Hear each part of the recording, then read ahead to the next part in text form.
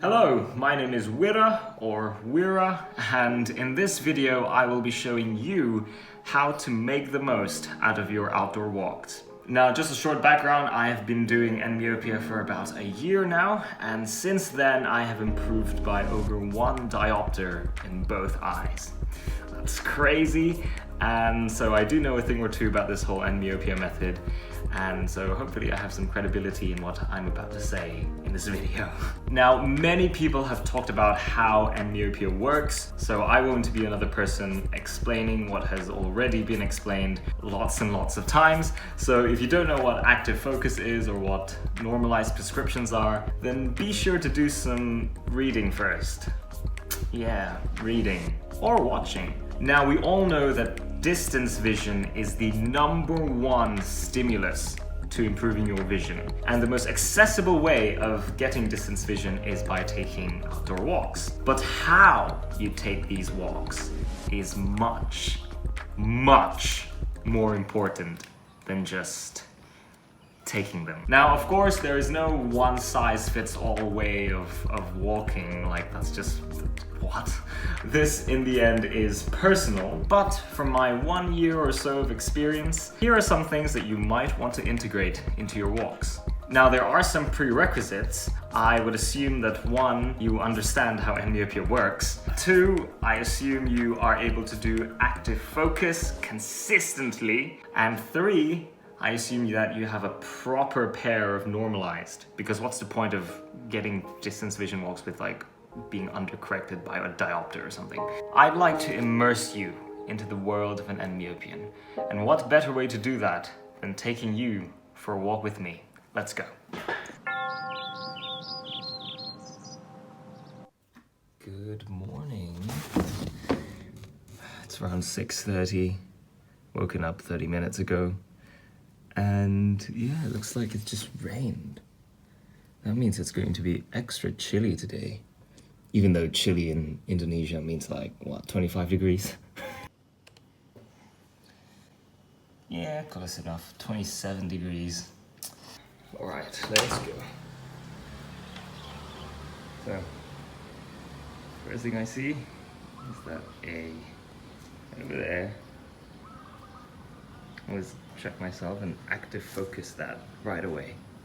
It's become a habit. Now this brings me to my first point, checkpoints. Now this isn't any official Endmyopia term, but checkpoints are basically habitual areas of active focus. So take for instance that A in front of my house. Every time I go through my door, I always see that A and active focus and clear the blur. To the point where I don't even have to think about it. I just do it, it's a habit. Jake Steiner wants to emphasize that we don't have all year to think about active focus and vision improvement. And what better way to start than creating these little checkpoints and making it a habit. Wow. The visibility, it's like a mist has shrouded the neighborhood. Not really, it's pretty far away. Trees are always a go-to for me. Contrast, it's just amazing. I don't know if I can replicate the contrast in my phone, but I'll try. Yeah, something like that.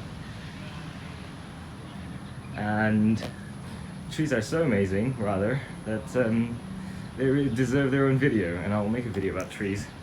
There's a more reasonable checkpoint that I have. It's a sign, but more specifically, I'm trying to resolve the blur at the edges, the pointy bit, because there's like a black line and a non-black line, and it gets pretty blurry if I just look at it.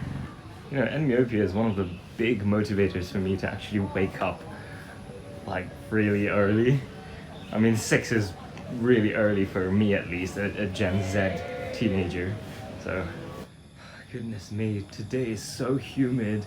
I feel like I'm just actually breathing the water in, if that even makes sense. Like, holy crap. Whew. This forest tree over here is a glorious active focus paradise. I mean, just take a look at this.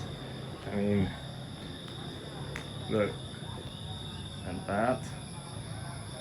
There's a plethora of different types of blur you can find. I mean, this is just amazing. Look at this. It's like there's so much distance vision challenge that you can really utilize with all these branches and leaves and smaller branches like that one. And it really feels like those fantasy films, Misty Forest, Enchanted Woods vibe, if you know what I mean. You know, here I actually take the liberty to stop and stare at all the leaves and trees, and sometimes people just stare at me and go like, what the hell is this kid doing? But yeah, I guess very meaningful active focus over here, especially now that I'm normalizing my astigmatism. Lots of room for directional blur, especially in the leaves, and so I really get into the means of challenging that through this active focus spot. That should be a thing in national parks or something, active focus spots. Now there are some days where active focus would require a little more effort to clear some of the blur, especially once you've done a lot of close-up work beforehand. So it's okay to stop, stare, and really clearing up that blur. Though don't blame me if you get a few stares, that's totally not my fault.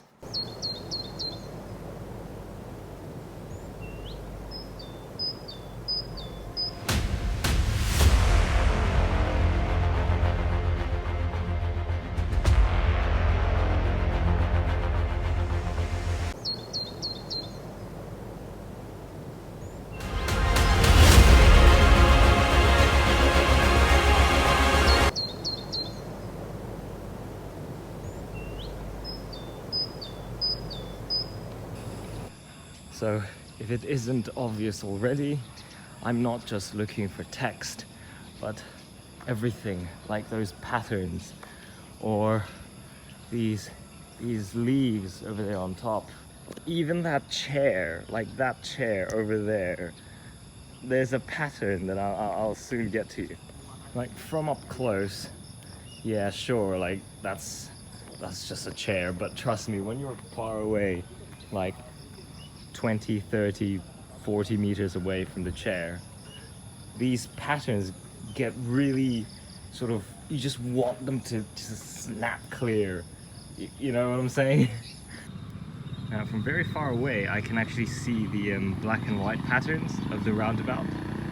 Yeah, I can see them from like way over there. There's something that you might want to look out for, things with like patterns, and which makes it very easy for you to see blur. Things with a very high blur perception, if you know what I mean. High blur perception, what? Yeah, this is one of those terms again that I sort of created. Blur perception is, to me, how easy it is to see blur on something.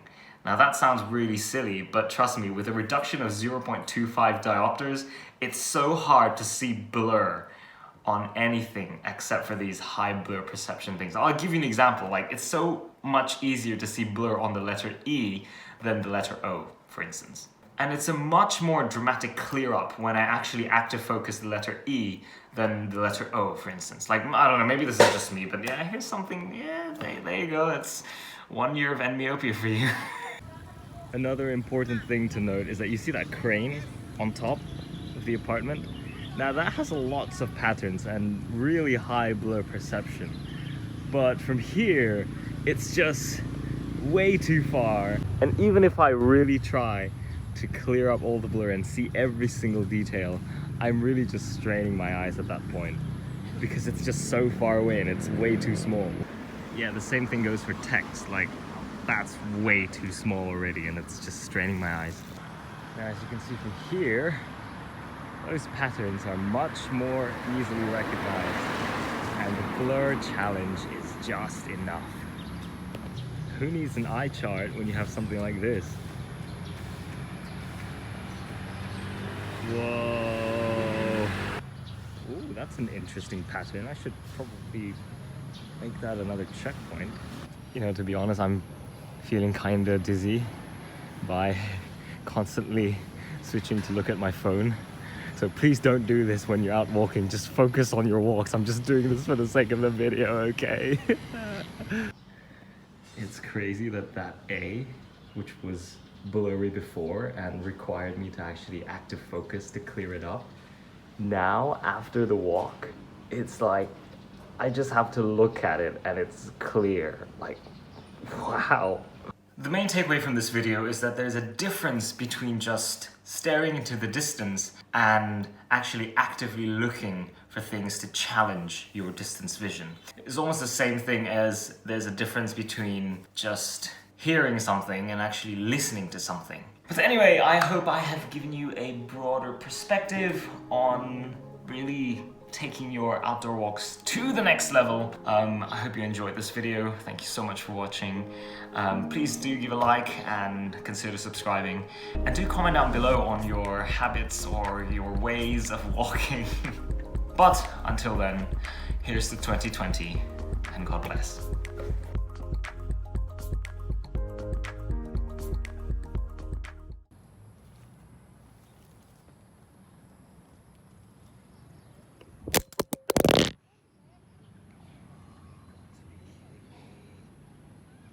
Oh man.